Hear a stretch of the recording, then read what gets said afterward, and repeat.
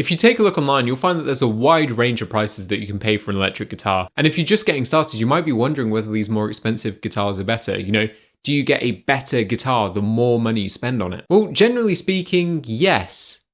Kind of. Higher priced guitars are usually made with more premium parts and have a higher level of quality assurance when they're made. So you're more likely to have better tuning stability, playability, robustness, and just a better overall sound from a more expensive guitar. But the difference isn't always that big. And that's what I want to talk about in this video. I believe that spending more on a guitar will only get you a better guitar to a point. After that, you get what's called diminishing returns, where the more you spend doesn't necessarily increase the quality by that much. Let's take a look at my two guitars here. So they're both Fender Stratocasters. They're both the standard model in their range. This one costs $1,200, and this one was almost exactly half the price, around $600. Now, is this one twice as good as this one? Personally, I don't think it is.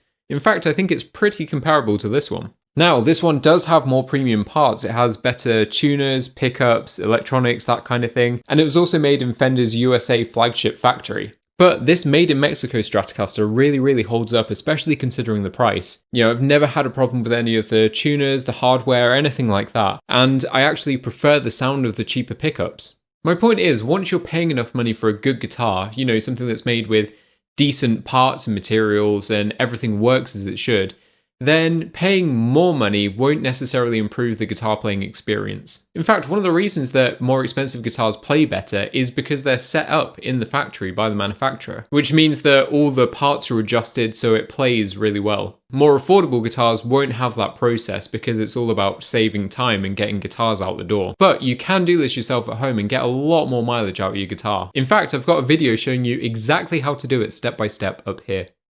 Now, on the other end of the spectrum, the really cheap guitars, these are the ones where you're going to notice the quality problems with. They're made using cheaper parts and materials, and there's a lot less quality control that goes into manufacturing them. So you're more likely to have problems like uneven frets and, incorrect nut slots, all that kind of thing straight out the box. And this can be really frustrating, especially when you're just getting started, because you're battling against the guitar and it'll make you not want to learn or practice as much. So, as I said, these are my thoughts on whether expensive guitars are better.